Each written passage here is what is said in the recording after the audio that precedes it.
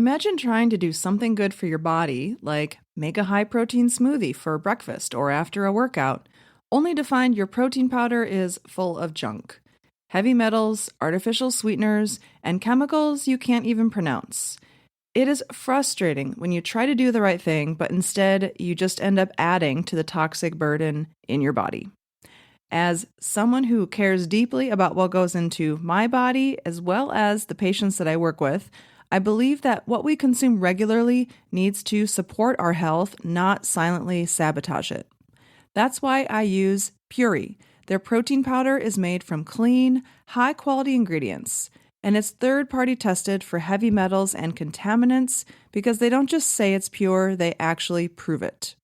You can find collagen peptides, whey protein, and plant-based options on their website. Check them out at puri.com, that's PUORI.com, and use the code LIFEAFTERIMPACT for a 20% discount on your first order. Now, I also look at what is your floor? What is a lift or endurance performance? You could go out like half asleep, had 3 beers the night before on 4 hours of sleep, and you know for sure you could absolutely do, and you could probably go back and do it the next day. Great. So now we have your peak. Now we have your floor. It's the same thing if you have exercise intolerance, right? Okay, your worst day is maybe it's only 2 minutes now. Great. When you first started, you can do anything. Maybe your best day is 15 minutes. Cool. Right. So over time, I want that gap to kind of close down a little bit. Welcome to Life After Impact, the Concussion Recovery Podcast. I'm Dr. Ayla Wolf, and I will be hosting today's episode where we help you navigate the often confusing, frustrating, and overwhelming journey of concussion and brain injury recovery. This podcast is your go-to resource for actionable information, whether you're dealing with a recent concussion, struggling with post-concussion syndrome, or just feeling stuck in your healing process. In each episode, we dive deep into the symptoms, testing, treatments, and neurological insights that can help you move forward with clarity and confidence. We bring you leading experts in the world of brain health, functional neurology, and rehabilitation to share their wisdom and strategies. So if you're feeling lost, hopeless, or like no one understands what you're going through, know that you are not alone. This podcast can be your guide and partner in recovery, helping you build a better life after impact. Dr. Mike Nelson, welcome to the Life After Impact podcast. I'm so excited to have you on here. I first met you and heard you speak at the Carrick Institute's International Clinical Neuroscience Conference. I think that was maybe back in like 2017. Yeah, that sounds about right. Yeah. And so since then, I've gotten to pick your brain a little bit about your specialty. You're an extreme human performance specialist, a fitness and nutrition educator, a researcher, a speaker, and you have your own podcast called the Flex Diet Podcast. Yep, that's right. Okay. And you've been doing that for like 4 years. You're on episode 320 something. Yep. Yeah, Awesome. It's been fun. Yeah, it's been a good time. Great. Well, today I wanted to talk about exercise intolerance, since you are an exercise physiology specialist. And many of the patients that I see with post-concussion syndrome, what's interesting is that when I have athletes, it seems like there's a big emphasis on the exercise intolerance piece for them. But when I have just your average person who was rear-ended in a car accident, got a concussion, also maybe some neck trauma, they come to me, and it might even be months to years afterwards, and they clearly have exercise intolerance, but because they're not a professional athlete, it's like everybody else just kind of ignored that. And that always bothers me because the ability to exercise is so important for everybody, for longevity, for overall health, for blood sugar control, for sleep, for stress management. And so I pay close attention to that. And so I wanted to bring you on the show and talk about your experience, because I know you've been sent some pretty difficult cases. You've worked with people with post-concussion syndrome, exercise intolerance. So why don't you start out by maybe differentiating between exercise intolerance, what that means, versus somebody who's maybe just deconditioned or has a lot of kind of general fatigue? Yeah, the simple way of thinking about it is post-concussion, a lot of people, it's the nervous system, it's going to be their rate limiter on exercise, not their metabolic system. So an example is if you have a high level athlete who has a horrible concussion, something like that, and they start to get a little bit better, and all of a sudden they're extremely intolerant of exercise, meaning even a couple of minutes sometimes can be just a horrible experience. They become symptomatic, etc. They didn't spontaneously detrain to that level in those 2 or 3 or 4 days or whatever it was. Like their all mitochondria didn't go, screw you, we're going out to lunch, we're not doing it anymore. Like they have Yeah. a lot of those residual properties still there, but it's their nervous system. It's like this huge break that is making them symptomatic because of the other things going on. And it gets harder to sort out a little bit with someone like you mentioned who maybe has not had this diagnosed, maybe hasn't really done a lot of formal exercise in 1, 2, 3 years, etc. Yeah, in those cases, you probably have a combination of stuff. You've got still those nervous system effects, and you probably have a lot of massive, like just physical detraining at the same time. But I think it many times gets confused as, oh, they're just out of shape now. They don't want to exercise, that type of thing, where it's actually, which we'll get into, it's the nervous system that's putting the brakes on exercise. It's not due to metabolic fatigue or even energy systems or anything related to that. Yeah, that's a great differentiation. And then in terms of like diagnosis, obviously our gold standard is the Buffalo concussion treadmill test. Yep. And then a lot of times it's also, I would say, the case where you have people that come in that are like, well, I just know that if I get on a treadmill and I start walking or I try to go for a walk, all of a sudden within maybe they have a time limit. They say I can walk for maybe 10 minutes or I can walk for 20 minutes. And then all of a sudden I get the headache, the dizziness, the nausea. And then for some people that might actually throw them off for the rest of the day. For other people, they can recover within 30 minutes. But what are the metrics that you're looking at when you're working with people? Like, are you paying close attention to working within a certain heart rate zone for each individual, or kind of what are the metrics you're paying close attention to? I mean, I think you can use heart rate, you can use respiration rate, you can look at HRV, there's a lot of things you could look at, but in reality, I just primarily use RPE, so rating of perceived exertion, and then tell me about your symptoms. Because what I found is it's so widely different from one person to the next, even if they have a air quotes heart rate where they become affected. Again, that's a real thing, but sometimes when you change modalities, what they were tested in is completely different, right? So you may have someone who did a Mhm. treadmill test and they say, yeah, I'm good to about 140 beats per minute, or whatever the number is. They get on a rower, they get on a bike, they barely hit 85 beats per minute, and they're like, oh my god, I felt horrible, this is like the worst experience of my life. So I tend to just go by symptoms of where they would run into issues. And then in my head, I'm trying to figure out, is that a time thing? Is it an intensity? Is it a heart rate? Is it an RPE? Or is it a modality? Or maybe they did some neuro drills beforehand. Maybe it was a bad day. Maybe their HRV is dog crap, so they're already highly sympathetic. We'll get into some of those things. And that's the hard part, is a lot of times it's not super stable. So I'm just looking for those patterns. So let's say, oh yeah, every time I go for a walk, when my heart rate hits around 110, 10 minutes in, that's it. Okay, if we can find that that's kind of the hard limit repeatedly, cool. Okay, now we have something to work with. We're going to try to stay under that limit. And that could be very different across the board. So I tend to, as basic as it is, just use primarily what are their symptoms, and then back out from that. Okay, how long were you able to go? What was your heart rate? What was your RPE? What was the modality? Once we can then figure out patterns, oh yeah, every time I get on the bike, I hit this certain heart rate. Within 5 minutes, I'm toast. Great. Now we know that that's kind of our, for the time being, that's kind of our new max, so to speak. We want to try to stay sub threshold because, one, every time you run those symptoms, not only is it harder to recover from, but it's very similar to how I think of it. Like a lot of the pain science stuff, if you looked at like Lauren Mosley's and more of the neurologic end of that spectrum, if you just kind of keep people out of pain, a lot of times they get better because every time they do a certain pattern, it becomes painful. You're literally via neuroplastic changes associating, oh yeah, every time I move my right elbow this far, it's painful, right? So you run that neurologic loop pattern also. The same thing happens, I think, in these cases of exercise is, are there true physiologic changes that happen? Yep. Are there true neurologic changes that happen? Yep. But I want to stay away from the association pattern that I don't want them to learn this is their limiter. So if I told them, okay, bro, just go out every day and just, I don't know, run until you get symptoms and then stop.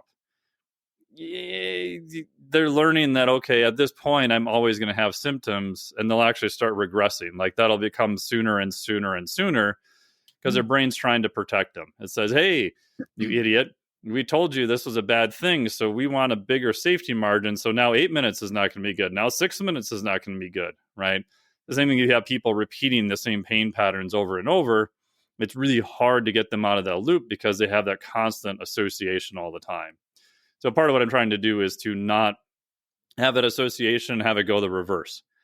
See, you can do some exercise, even if it's only 5 minutes, without symptoms. This doesn't mean that every time you exercise, you have symptoms. It means that we may have to change that. We may have to work around it. We may have to progress towards it, but trying to, both psychologically and neurologically, not kind of build a bunch of poor habits and poor associations that eventually at some point you're going to have to undo. Yeah, I really like that you said that about, well, not necessarily needing to like always do the gold standard testing for everybody and that it's perfect. You can still help someone to a very profound degree by really just kind of paying attention to the basics in Oh, terms yeah. of heart rate, breathing, pain, symptoms, and also that idea that their response on a treadmill might be completely different from their response on a bike. Or I know for me personally, put me on a rower, put me on a bike, or make me run, and I'm okay. But if you make me swim, I will be hyperventilating and I will fatigue so fast. And there's some kind of psychological thing that I have about being in the water and having my head under the water and not being able to breathe whenever I want to. Yep. And so I could see that even for myself, that if you were going to try to test me, my whole physiology would change if you suddenly threw me in a lake and said, go swim, and then monitored my heart rate. Yeah. And we see this, not post concussion, right? Lance Mhm. Armstrong ran a marathon and didn't win, right? It wasn't because his Mhm. VO2 max wasn't real high. It was just he's not trained as a high level runner. He did well, did good. Mhm. But yeah, so unfortunately, in these kind of, post concussion cases, that's just drastically exacerbated. Yeah, yeah. And then, so when you have patients, a lot of times I find that when there is an exercise intolerance and there might be this rapid elevation of heart rate, that some people, you want to start them out seated versus standing. So doing Yep. something like a recumbent bike or like you mentioned, a rower. So are you often, when you have these patients come in, you've kind of established maybe kind of a heart rate parameter with which they can function pretty well? Are you typically working with them kind of either in a seated position or arm bike, or what are you doing? Yeah, typically, I mean, if I had a choice, my modalities would be stationary, not moving, right? Because especially if they're new, they may become symptomatic faster than what they think. So you don't want them to, tip over when they're running or have an accident or fall off their bike or, just from a pure safety standpoint. Mhm. Um, I'm not a big fan of the treadmill overall. Like, even go to most gyms and watch people their first few steps off of a treadmill. It looks like they were drinking. They're like, oh, whoa, wait, whoa. Like their brain is trying to literally recalibrate because the proprioceptive system says, hey, look, we're moving. And then the visual system says, no, we're not, you dumbass. We haven't gone anywhere. We're in the exact same spot. Like nothing around us is moving. There's no peripheral movement. There's no changes, etc. I don't have any data to show this, but my gut feeling is in this population, like I think a treadmill would be harder for their brain to figure out and might cause them to be more symptomatic. Plus, they're moving through space. There's more of a chance of an issue, etc. So mostly, I would do rower, upper arm ergometry is fine, bike is fine, something like that in a seated position. And for whatever reason, like those things seem to be such a different motor pattern there isn't as much of that confusion. I think the treadmill is a little bit too similar to walking, that you get onto some goofy stuff.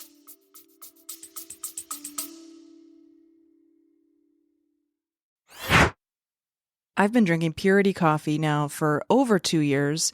And one of the things that I absolutely love about Purity coffee is the fact that they do rigorous testing for mold toxins, pesticides, and heavy metals, which allows me to be able to drink their coffee and rest easy knowing that I am not consuming toxic chemicals, mycotoxins, or possibly heavy metals. I know a lot of our listeners are paying a lot of attention to their health and trying to do everything they can to stay healthy. And if you are a coffee drinker, one of the things that I would recommend is making sure that you're drinking a coffee that isn't putting more toxins into your body.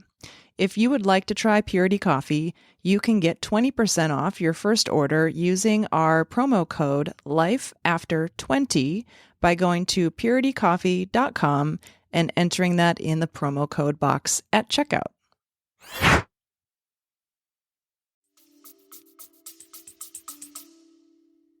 Yeah, I think you make a really good point there that when you're on a treadmill, there is, in a sense, kind of a vestibular visual mismatch between Oh yeah. you think you're moving and yet the environment's not moving, and you are translating forward, but the actual image in front of you is not. So those are all really good points in terms of why a treadmill might actually be more problematic than other types of equipment where you can be stationary and moving.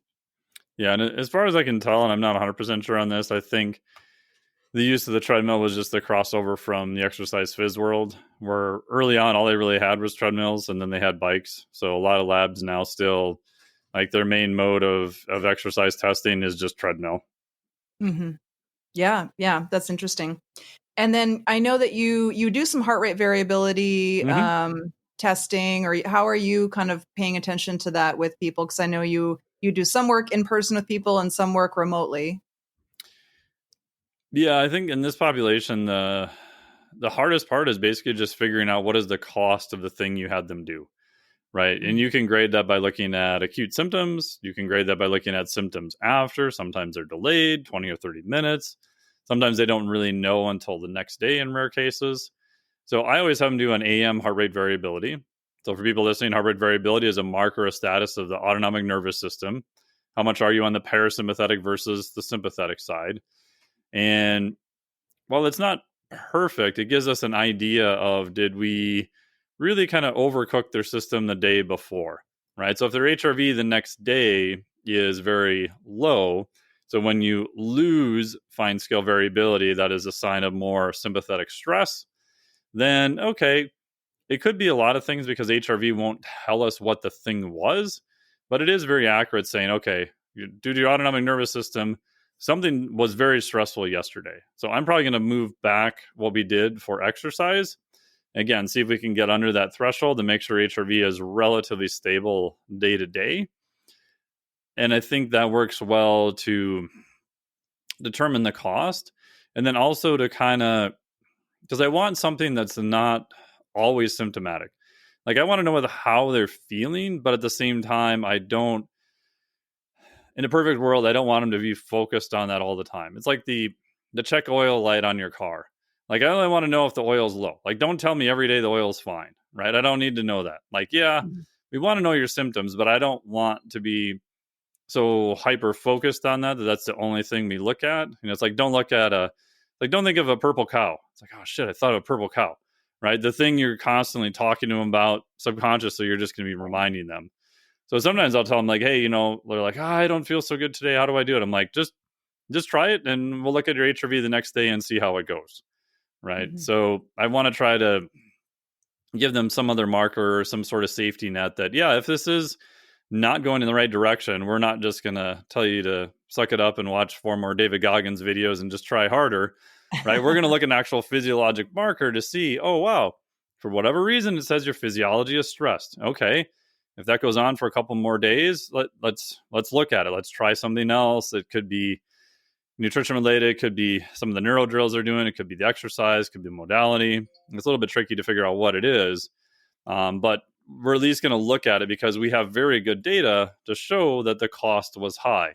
And we know if we keep running things with the costs that are high, eventually the wheels are going to fall off. You're going to be in a worse state, and then you got to figure stuff out from there. So I like using it a lot, just AM HRV measurement each day. There's some, I don't know if there's really a lot of utility to do it post exercise. It's just too much affected by the exercise and the state and everything else. If they are kind of an anomaly and they can get up to a higher heart rate, you can do a 2-minute heart rate recovery test. Just have them sit for 2 minutes and then monitor how fast the heart rate recovers in the first minute versus the second minute.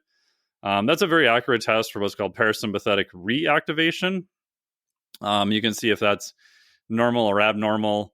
So even sometimes I'll use that if people are not really getting to a true max, just to get a little bit of an idea of, kind of what is the status of their autonomic nervous system? How is it responding? And it only takes 2 minutes. You can just do that right after the test. Yeah, I've certainly had patients who they have, a heart rate elevation during the workout, but then they say, yeah, but then when I stop the workout, like for 30 minutes after, my heart rate is still higher than it should be. Yep. It's like, okay, well, that's abnormal. So I could see how paying attention to those recovery rates kind of afterwards is also important. Yeah, they get kind of stuck in that sympathetic loop. Yeah. So they can't access the parasympathetic side of the equation, so they can't get their heart rate to come down. Again, it's not, in this case, it's not necessarily a conditioning thing. It's how their nervous system is operating. But that's good to know, right? So if it's like, hey, man, it's like 2 minutes later, your heart rate only recovered by 15 beats per minute. Okay, yeah. So on the parasympathetic side, you're having a hard time turning that system back on. So now we may modify the exercise prescription. We may do things that are more parasympathetic in general now to try to train that system more. Because if we look at people not post-concussive, we do know that heart rate recovery is a very good marker for parasympathetic reactivation. We know that the more trained they are, the higher their baseline level of parasympathetic tone is, the more they can use that to recover faster after exercise. So it makes sense that in this population, maybe we can do, some breath work or, certain types of vagal stim or whatever. There's lots of other things we can do to try to increase that parasympathetic tone.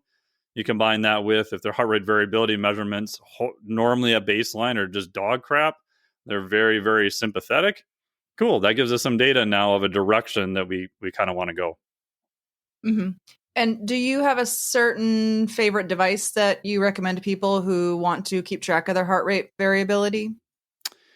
I mean, the device I've used for the longest time is a system called iThlete. So instead of athlete, it's iThlete. It works really well. I've known the CEO there for quite a while. It's debatable how long it'll be supported since he has another job and stuff right now. Jason Moore, who runs Elite HRV, is pretty good.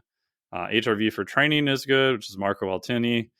The thing I don't like about those systems as much, and I've told them this, so I'm not saying anything bad by not telling them, is if you're really into HRV, it's useful. If you're not, it gets to be a little bit confusing because there are different ways of measuring heart rate variability. What I like about the iThlete app is it's just one way, time domain, takes 60 seconds, and you can have these slider switches on the bottom that tell you context. So it'll say rate your nutrition, rate your recovery, rate your pain, whatever. And so when I get the data, I can see resting heart rate, I can see HRV, and I can see context indicators of what they reported. And there's nothing else on the app. There's no way to do any other measurements or look at any other data. And the other apps are good, but there's almost too much data in there, and you just get all these crazy questions because people are like, "Oh, but my frequency method was this, and it said this, and my total power was this," and it's like, oh, it's even if you too much data. it's just too much, and some of it's conflicting, to be honest. Some of it goes one way, some of it goes the other way, and I didn't. So far today, I haven't found anything where that's value added.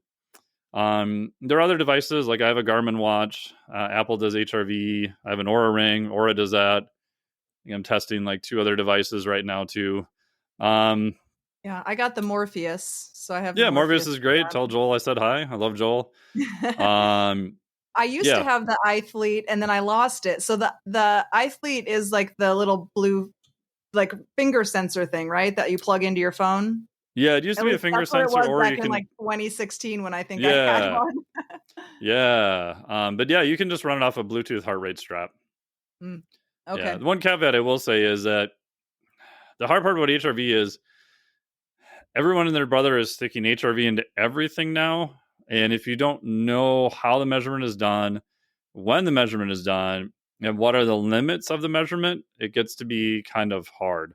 So, for example, Aura's published data showing that their HRV algorithm is actually really good. Like they sample at the right amount. I've looked through the whole technical paper. I've talked to the former CEO, all that kind of stuff. The downside is it's collecting it over the course of the night. So it's collecting it during sleep. Mm. So if your sleep time is a little bit different or conditions of sleep vary, it can affect your HRV a little bit. And then if not so much in this population, but if you're listening to this and you're a very trained person, especially on the aerobic side, if you have a very low resting heart rate, odds are you're going to have a higher HRV. You're going to be more on that parasympathetic side. And at night, you can have something called parasympathetic saturation, which just means that your heart rate variability is so high, it doesn't move around a lot from the sympathetic stressors during the day because you're laying down, right? So the cardiac system doesn't even work much against gravity. So the emails I get from these people all the time are, yeah, you said Aura was good. This thing's a piece of poo. It doesn't do anything. And I went out and I had 3 beers last night. My HRV didn't change at all. And I'm like, all right, what is your resting heart rate? Oh, it's 37. I'm like, okay, yeah, you probably don't need to use Aura for that. So I Yeah, do that's still a good like point. command and measurement first thing in the morning. Most people in a seated position. It is going to be much more sensitive to stressors that occurred the previous day. Aura, Garmin, Apple still won't disclose what the hell they're doing with HRV. It seems like it changes every day, but Garmin and Aura have been pretty stable. Like they'll get you in the ballpark for sure, and I think they are useful. But I still like a once in the morning command and measurement if you're really trying to kind of more tightly dial things in. Sure. And then, with Morpheus, for example, your apps gives you a heart rate variability number, anywhere between 0 to 100. And so can you talk a little bit about like what that number means and like what is a good, what's a range that is okay? Like when do you start to get worried? Yeah, that's the other hard part is everyone has their own Their way own of doing metric. HRV. So not only do you Mhm. have the time of when it's collected, the method of when it's collected, was it overnight or was it command and measurement? Now, even most of them are doing what's called a time domain measurement, which you don't have to spend time talking about. Within the time domain measurement, there are a couple ways you could do it a little bit different. Granted, they are relatively similar. And then, like iFleet does this also. They're like, well, if I tell someone, hey, your heart rate variability last night is 23 milliseconds or whatever, I don't know what the hell does that mean? I don't know. It doesn't mean anything to me. And so Joel did the same thing when they did Bioforce. He got it to match the Omega Wave system more. So it's basically a 1 to 100 scale. So they take the HRV in the back and they have a transmutation equation that changes it to 1 to 100. So 100 is like highly, highly parasympathetic. A 1, you're probably dead. Like the lowest HRV score I've ever seen on an athlete was Simon sent me one, was 33. This is at rest. And I'm like, holy crap. I said, what happened? He's like, he's currently in the hospital with bird flu in the ER in the UK. So I'm like, oh, okay. Yeah, he's not doing well. Okay. So you have to know each system and know kind of what is a air quotes good range or not so good range. And Mhm. that's what also makes it harder. It's like for me on the athlete scale, like, if you're in the 70s, you're pretty good. 80s, you're probably really good. 60s, it might be passable. 50s, you definitely need work. 40s, like something's really bad going on. If you look at Aura, my bias is most people should probably be in at least the 40s. 50s would be a little bit better. Garmin's pretty similar. And that's the hard part is you have your number where you should be related to the population, but then you really want to look for from your baseline, are you going up or down? So I'm much more interested in the change from your individual baseline. That'll tell us kind of more of the day-to-day stuff.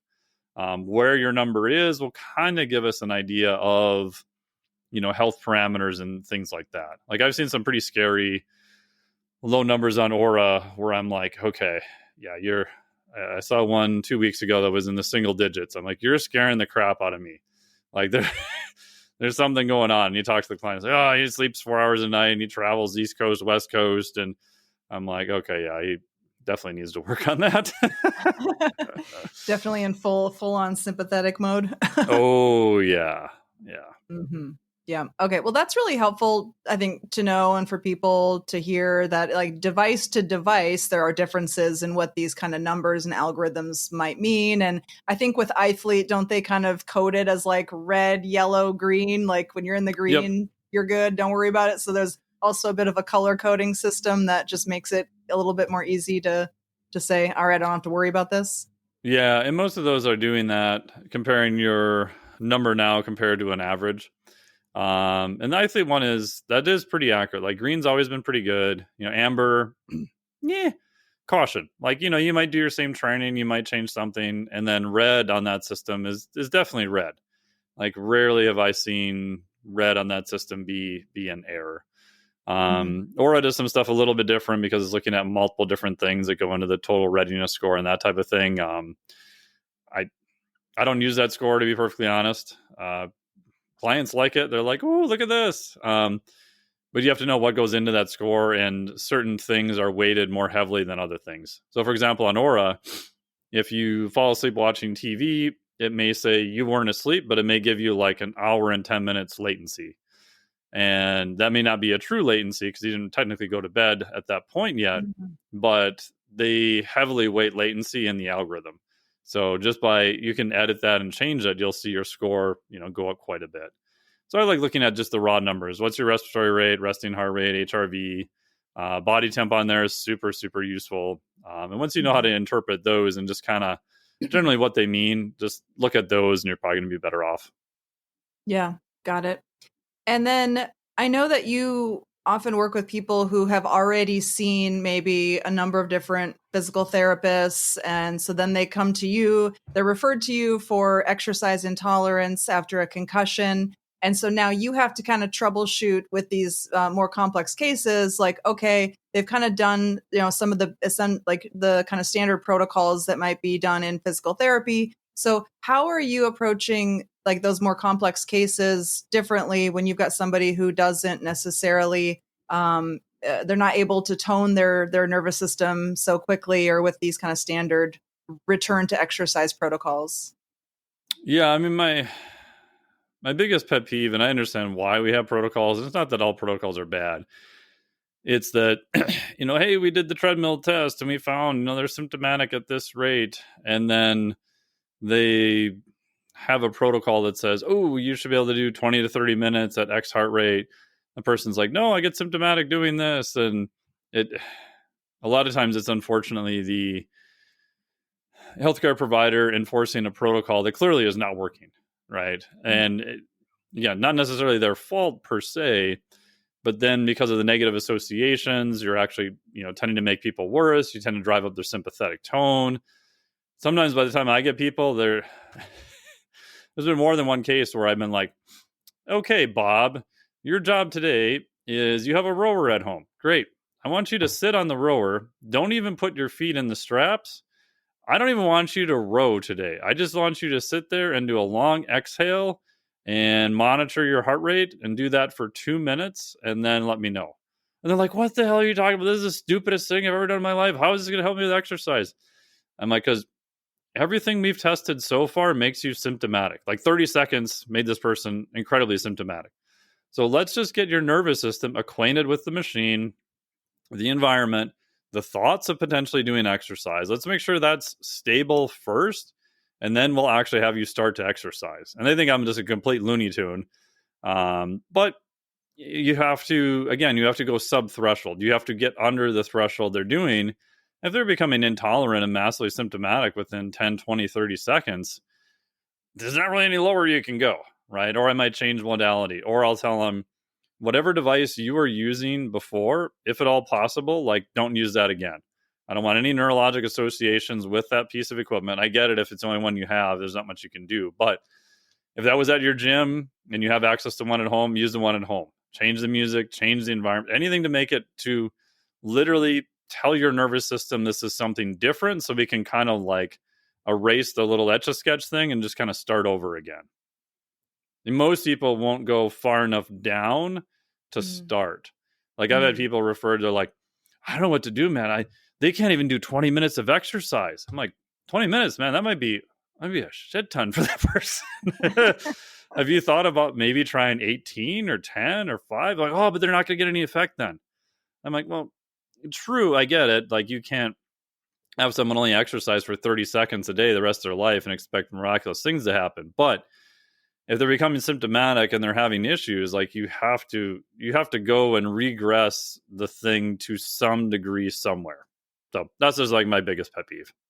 Yeah, so you're really paying attention to this mind-body connection between seeing that people have been trying to exercise, and now they have these negative associations with, say, a treadmill, where now it's Yep. like they go to a treadmill and it's almost like their exercise intolerance is getting worse due to this kind of psychological stressor and association of the treadmill essentially with failing or with Yeah. feeling like they're not getting better. And so you're kind of approaching this and saying, okay, we're going to do something other than a treadmill. And we might just need to like sit on the rowing machine and just be comfortable with sitting there and not doing anything first before even attempting to start an exercise program. Yeah. And if they're a former athlete, a lot of times it's even harder because they Mhm. keep comparing themselves to what they could do even like 2 weeks ago. They're like, I don't get this. Like 2 weeks ago, I could do a 5K on the freaking rower and it was sub 20 and it was amazing. I'm like, I get it. Like, it's frustrating, but wherever you're at now is where you're at. So I literally tell them, like, get a new training notebook. Like, everything at this point is like a new PR. Like, just don't compare yourself to where you were before. I'm not saying you can't get back there at all. I'm just saying that if you're always trying to compare yourself to where you were before, you're going to constantly just keep torturing yourself every day, and you're going to go Mhm. backwards, and you're going to be more frustrated, and it's going to be harder. It's like digging a hole. Like the first step of, hey, I'm stuck in this hole. It's like, well, just stop digging, right? Just trust me. Just do this first. I know it's frustrating. I know it sucks, but you've kind of clearly shown that the other approach isn't working because all your symptomology and everything is getting worse. So, and I get it. It's a hard thing to realize, and it doesn't make sense because they understand that they haven't lost capacity. They know they're not that detrained, but it feels like they're incredibly detrained and they can't do the output. So I get that it's incredibly frustrating for them. And do you find a benefit to emphasizing isometric contractions versus other types of therapy? So in some cases, I'll have people, practice more isometric holds or simple things like a wall sit instead of trying to go for a walk or go on a treadmill. Yeah, 100%. Like if they're really bad and really intolerant, the next question I'm asking myself is it escalating heart rate? Is it some sort of, neurovascular coupling? Is it moving blood flow around the body? Or is it just simply their physiology freaking hates that position, right? And so I'll literally, if I can, test them here, as simple as it is, hey Bob, let's get on the treadmill. Okay, let's put your hands up on the rower. Cool. And I'll just muscle test them. If everything goes to complete crap, ooh, okay. So now we know we've got an issue that this position, for whatever reason, your nervous system absolutely hates. We haven't even done exercise yet, right? So my next thought is, okay, how can I get their nervous system okay with that position? So I do some RPR, reflexive performance reset. It might be isometrics. It might be just proprioceptive drills, cerebellum drills, anything I can get so that when I retest them, their brain goes, oh, okay, this is an okay position now. We're okay. So that would be like step one in a perfect world. A lot of times to get that, I find isometrics are super beneficial. You can set up in almost any type of isometric. I have a new device here. It's a Voltra One from Beyond Power. It's basically a box with a drive in it, and it has a little cable on it. and you can set it up to 200 pounds of resistance, and you can set concentric and eccentric changes. So I could say, okay, let's have you sit down on the floor, and let's just have you practice just the rowing motion, but I'm going to give you some resistance now for it using the machine. So they would sit down, they would be in that position, and if that goes well, okay, cool. I'm actually then going to play with a faster concentric and higher eccentric load. So maybe make the pulling towards them really easy, and then I'm going to add 10 pounds of load, pulling it back to the machine. It just seems like the eccentric component, when you overload it, I don't know if there's more proprioception or what changes, but after they're able to do a isometric, I find that that's like super beneficial. And usually if you just watch their form, like their form will clean up quite a bit. Normally you retest them, normally it's a little bit better. The cool part about the device is that I have an output on peak watts. So I can see how fast they pulled, and I can see the load that they resisted against. So you can get fancy and use, some type of equipment like that. You don't necessarily need it. You could do any other types of exercise and things like that. So I'm trying to find a similar position and do some movement in that position, and then hopefully that position will be better. Okay, now Bob can get on the rower. Great. His nervous system doesn't hate me just sitting on the rower. Cool. He can do movement. He can pull the rower towards him. Nervous system likes that. Okay, now we can start to play with a little bit more of an elevated heart rate on top of that. Mm-hmm. And do you ever play around with using weights, like either ankle weights, arm weights, weighted vests? I know sometimes weighting somebody down actually has a therapeutic effect on their nervous system, just like a weighted blanket. And so by changing people's relationship to gravity and kind of how their limbs feel can also make a big change in their physiology. So do you play around with that as well? Yep. So you can do like weighted vests, weighted implements. You can do, I stole this from Dr. Jeremy Schmo too, but I can't remember who came up with the device system where you have a little laser and you have to hit certain targets and stuff. I'll think of this system, but basically just take a cheapo laser. You can even add weight to their hand and then just have a figure eight on the sidewall. Okay, I want you to trace your hand with this figure eight. But when you're doing that, you have a laser that's following the figure eight. So they have external cueing to determine where they were. Okay, so now I want you to stay within this lane. Just move your arm up and down. You'll see it, kind of all over the place. But it's crazy how fast they learn because they have visual feedback as to where their limb is. So now they're coordinating the visual feedback to the proprioceptive, where I find that was actually much faster than just having them only do it proprioceptively. So if there's anything I can incorporate like that, that tends to be helpful, especially with head movements and stuff.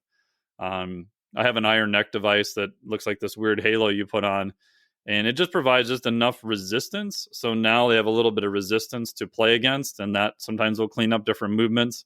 You can stick a little laser on the top of there, and you can okay, rotate your head to the right. It's like, oh, wow, that wasn't really rotating, was it? Like, because they can see there's something about them seeing their own movement and getting feedback that they can autocorrect a lot faster. Or I'll just do a lot of video. Okay, I'm going to video you doing this. Okay, cool. All right. How clean do you think your head rotations were? I think they were pretty good. Okay. Like, all right. Do you want to see the video? Sure. Their head's like, doing this number. Like, oh shit, that was bad. I didn't realize I was doing that. Right. So anything just to get them to be more aware themselves, just to kind of clean up some of those patterns. Other thing you can do too is I have a K-box also, so flywheel. So anything with that eccentric load doing a squatting pattern, or the Vultra one, same thing, a little higher eccentric, have them hold on to something. Again, you're playing with hypergravity, right? So as they come up, they have to go faster up. And then when they come up, it's going to try to crush them back down. So again, just having that more kind of hypergravity effect. And again, it doesn't have to be a huge load at all. Like these loads generally tend to be pretty light. Just that difference appears to be pretty beneficial for a lot of people. Yeah. So there's a lot of kind of remapping of the body and how the body moves through space, and having different aspects of resistance in different planes can make a big difference in terms of how the nervous system is then responding to movement. Yep. And the big thing with that is I'll test them after like everything, right? So I just do simple kind of old school AK muscle test, but you could test range of motion, you could test eye movements, and then I actually teach them just how to do their own biofeedback. So I'll have them measure their own range of motion, just a flex forward bend, stop wherever you feel the first resistance. Cool, okay, because a lot of people I work with online, okay, so when you go home, okay, now you know how to test your own exercises. We played with a bunch of stuff, your stuff is probably going to work, but because your nervous system is not stable, I can absolutely guarantee that this drill we just did is not going to stay for 3 weeks. I can tell you it's not going to. So each time you do it, just do a range of motion test. Is it better or worse? If it's worse, great. Here's your top 2 modifications to change it. If all of those are still bad, just skip it that day. And if we see a pattern of, this exercise isn't really testing well ever again, we're going to drop it and go in a different direction. So I take a lot of time teaching them how to test their own range of motion so that they can then start to problem solve on their own too. Yeah, I think that's great when people know that they can check in with themselves to say, did I do something my body didn't like? Did I push myself too hard, or am I okay? And can I actually maybe push that boundary a little bit more? I think one of the hardest things for people when it comes to exercise intolerance after a concussion is the fact that the line in the sand moves every day, and sometimes it moves around every hour. And so a lot of people feel very frustrated where maybe I could do something for a certain number of minutes on Tuesday, and all of a sudden Wednesday, I can't. And so how do you work with people or give them tools to kind of figure out that, like I said, that constantly moving line in the sand that can make it so hard to know what to do when? The biggest thing that I do is review all their data to look for aggregate trends over time. And I'll tell them, like, I don't really give 2 hoots like what you do on a daily basis. The only thing that I'm really monitoring you on is, did you show up and try something? Because I understand it gets very easy and demoralizing to be like, oh man, Wednesday was amazing. Thursday sucked ass. Friday sucked too. Saturday's going to suck. It's like, well, maybe not. Saturday might be really good, right? You may have overdid it on that day. Who knows what's going on? So looking at the aggregate trends. Oh, all right. We'll use Bob again, right? Bob, when you started, like 5 minutes of exercise on the rower at a heart rate of 110 was the max you could do. Now, on your best day, I'm not saying you can do this every day yet. You were able to do 15 minutes, right, over the last 2 months. So that's a huge improvement, even though it won't feel like it when you're there. And then so showing them that like their output is actually physically better. And the second part I'll look for then is it's just like training. So in training, you have an absolute PR. On my absolute best day, I snorted too much caffeine and did my pre-workout and all this stuff. And hey, I got this number. Cool. Does that mean you're going to hit that number every day now? Oh God, no, you're not going to. But it's possible. Like you showed your nervous system that if the stars and moons align, I was able to hit this number on this day. Cool. Now, I also look at what is your floor? What is a lift or endurance performance? You could go out like half asleep, had 3 beers the night before on 4 hours of sleep, and for sure you could absolutely do, and you could probably go back and do it the next day. Great. So now we have your peak. Now we have your floor. It's the same thing if you have exercise intolerance, right? Okay, your worst day is maybe it's only 2 minutes now. Great. When you first started, you can do anything. Maybe your best day is 15 minutes. Cool. Right. So over time, I want that gap to kind of close down a little bit, and I want the floor to go up so that the minimum thing you can do is something you could execute every day. I'm more interested in the floor than I am the absolute peak. And so getting them to understand that the only way you'll figure that out is you have to show up every day and at least try something. So here's our progression of where to try. Here's what, okay. Does a movement test okay? Was it heart rate? Was it thing? And if you just keep showing up and going in a direction you can, like you're going to get better. And so the question I have them ask is not, what am I able to do today, but what can I do today? Right. And at what cost? Like for psychological reasons, you may feel like you need to do an absolute kind of quote max test, knowing you're going to pay for it for 2 days. I'm actually fine with patients doing that if that's their decision and they're okay with that decision and that's what they needed to feel like an athlete again. Cool. Am I going to have them do that every week? Oh, hell no. Right. But sometimes just purely on the psychological side, they want to see that peak because that's what they're equating their performance to. As long as they're not going to injure themselves, cool. As long I'm probably going to make them brutally aware of the cost that they paid to do for it, in terms of awareness. But again, I think they have to decide. And so the biggest thing is just like training, just like the violent consistency of trying something every day. And I'm more interested in, did you show up to try something? Even if you walked out of the gym that day. I've had people call like, hey man, like I did the 3 progressions you said, and I literally had to walk out of the gym because nothing tested well. Nothing was good. Great. That's awesome. Like, what do you mean that's awesome? This sucked. I hate this. Anything you probably would have done that day probably would have set you backwards for who knows how long. So that was the best you could do on that day. If this pattern happens, we'll look at it and we'll change something. But you still give yourself the win and the pat on the back for doing the thing. Because honestly, I've lost multiple clients because they get so frustrated. They're like, it's been like, 4 weeks and I can only do 5 minutes on the rower now. I used to do 20 minutes. And yeah, when you started, you did nothing, right? You couldn't do anything, right? So 5 minutes doesn't feel like it's progression, but you're actually still going forward. And I don't know what you've seen, but what I've seen is it's super nonlinear. Like the variability is very high. Some days are amazing. Some days are absolutely freaking horrible. But over time, the variability should get less. Your floor should go up and your peak performance should go up. And the difference between your floor and your peak should get less. So on a day-by-day basis, you're becoming, air quotes, a lot more functional.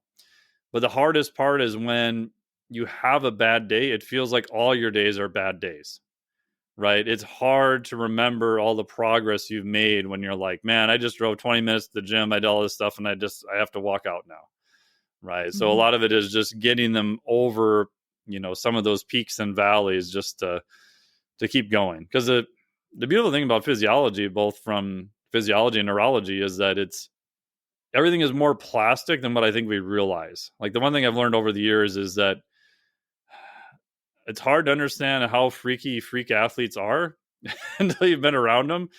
And it's on the other end, it's always amazing how much plasticity there is in the human organism given the right stimulus. Like how much you can change concussions. You can change outputs of people who, sometimes can't even freaking stand up, right? And, are riding their bikes across Nebraska and shit later.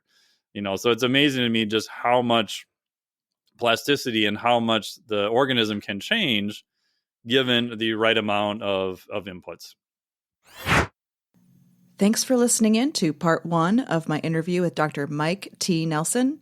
You can find out more about Dr. Nelson at miketnelson.com. And you can also check out his podcast, which is called the Flex Diet Podcast. In part 2 of our conversation, Dr. Mike shares his perspectives on things like ketones, creatine, cold plunging, all in the context of concussions and brain injury recovery. If there are topics you'd like us to cover on the show, please email us at lifeafterimpact@gmail.com, or you can click the text us button in the show notes links. Medical disclaimer. This video or podcast is for general informational purposes only and does not constitute the practice of medicine or other professional healthcare services, including the giving of medical advice. No doctor-patient relationship is formed. The use of this information and materials included is at the user's own risk. The content of this video or podcast is not intended to be a substitute for medical advice, diagnosis, or treatment, and consumers of this information should seek the advice of a medical professional for any and all health-related issues. A link to our full medical disclaimer is available in the notes.